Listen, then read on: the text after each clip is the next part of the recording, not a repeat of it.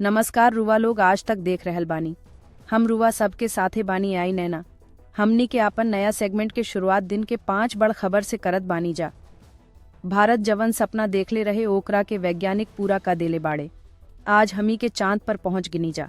लैंडर से उतरला के बाद रोवर प्रज्ञान आपन अभियान शुरू कर देले बा, जवन दुनिया के चंद्रमा के बारे में शोध के रास्ता देखावे वाला साबित हुई। लैंडर के उतरला के बाद रोवर चंद्रमा पर चलल शुरू कर देले बा। पाकिस्तान भी बधाई दे रहल बा। ओहिजा के राजनेता एह सफलता के बात करत बाड़े और तारीफ के सेतु बनावत बाड़े। मिशन चंद्रयान 3 के सलामी देत समय पाकिस्तानी लोग भी आपन शासक के खींच रहल बा। पाकिस्तान भारत के शासक के अनुयायी बन गईल बा। पड़ोसी देश के जनता भारत के क्षमता के तारीफ कर रहल बा और आपन शासकन के भी आईना देखा रहल बा।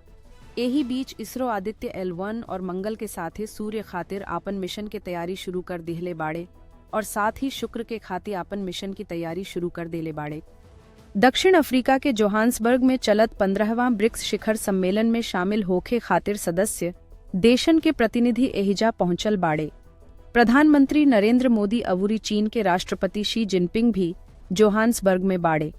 एह दौरान ब्रिक्स के मंच पर दोनों नेता एक दूसरा के सामना कईले। ब्रिक्स मंच पर प्रधानमंत्री और चीन के राष्ट्रपति के मुलाकात भिल।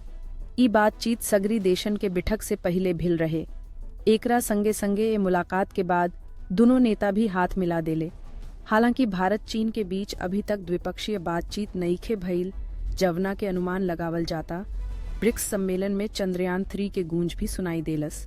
ए ऐतिहासिक सफलता पर पीएम मोदी के सभी राष्ट्राध्यक्ष बधाई देले। पीएम मोदी अपना संबोधन में सबका के धन्यवाद देत कहलन कि ई खाली भारत खातिर ना बलुक दुनिया खातिर उपलब्धि बा।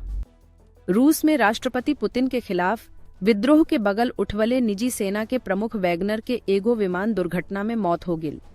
मास्को के पास येवगेनी प्रिगोजिन के विमान दुर्घटनाग्रस्त हो गईल। बतावल गईल बा कि येवगेनी के संगे विमान में उनुकर 7 गो कमांडर रहले। मास्को से सेंट पीटर्सबर्ग जात रहे। सवाल उठ रहल बा कि ई दुर्घटना ह की हत्या। सवाल बड़बा काहे कि विमान में सवारियन के सूची में पुतिन के विद्रोही वैगनर ग्रुप के प्रमुख येवगेनी प्रिगोजिन भी वहां रहले। प्रिगोजिन के साथे 10 लोग के मौत हो गई। ओहमे वैगनर के 7 गो कमांडर भी रहले। रूस के नागरिक उड्डयन प्राधिकरण यात्री सूची के पुष्टि कैले बा। निजी सेना वैगनर समूह के प्रमुख येवगेनी प्रिगोजिन जून में पुतिन के खिलाफ विद्रोह कैले रहले। एकरा बाद उ बेलारूस गईले। फिर रूस कैसे आइल, कब आइल, ई एगो बड़ सस्पेंस बा। अमेरिकी राष्ट्रपति साजिश रचले अवूरी संकेत भी देले। उ कहले कि राष्ट्रपति पुतिन रूस में बाड़े, बिना इच्छा के कुछुओ ना होखेला। यूक्रेन में षड्यंत्र सिद्धांत चल रहल बा। ओहिजा के लोग के कहे के पड़ी कि विमान ड्रोन से गिर गिल, माने कि प्रिगोजिन के मौत कवनो दुर्घटना ना रहे, बलुक हत्या रहे। बरिसन बाद बिहार में बड़ पैमाना पर शिक्षकन के बहाली हो रहल बा और एह काम खातिर लाखों नवहियन के भीड़ जुट गिल बा। लगभग 1,70,000 शिक्षक पद खातिर 8 लाख से अधिका छात्र परीक्षा दे रहल बाड़े। आलम के बात बा कि रेलवे स्टेशन पर एक दिन पहले से भीड़ लागल बा और ओकरा के संभालल मुश्किल हो रहल बा। ई भारी के कारण यूपी के परीक्षार्थी है बिहार डोमिसाइल नीति में संशोधन कैले बा। अबूरी बाकी राज्य के उम्मीदवार खातिर भी नौकरी के दरवाजा खोल देले बा, जवना के नतीजा ए भीड़ के सोझा दिखाई देता। 1 लाख के परीक्षा बिहार में 77,000 सीट हो रहल बा। 8 लाख उम्मीदवार अपन किस्मत आजमावे आइल बाड़े। केला पटना में 38 परीक्षा केंद्र बनावल गिल बा। 3,12,000 से ज्यादा उम्मीदवार बाहर से आइल बाड़े। हिमाचल प्रदेश में बरखा के चलते तबाही के प्रक्रिया बंद नईखे होखत। पिछला 2 दिन में कुल्लू से शिमला तक 8 जिला में इतना दुर्घटना भइल बा कि दिल दहला देवे वाला बा। न बरखा, न बाढ़, न हलचल। बाकिर पहले भिल बरखा में एह भवनन के नींव कमजोर हो गिल रहे। ओह में दरार भी लुकल रहे और फिर यह हाल भिल।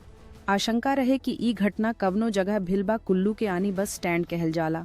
स्थानीय प्रशासन के मुताबिक ए दुर्घटना में जवन भवन उखाड़ल गईल रहे, ओकरा में कुछ दिन पहले दरार और गहरा गईल रहे। अवूरी एहतियात के तौर पर प्रशासन लोग के निकाल देले रहे।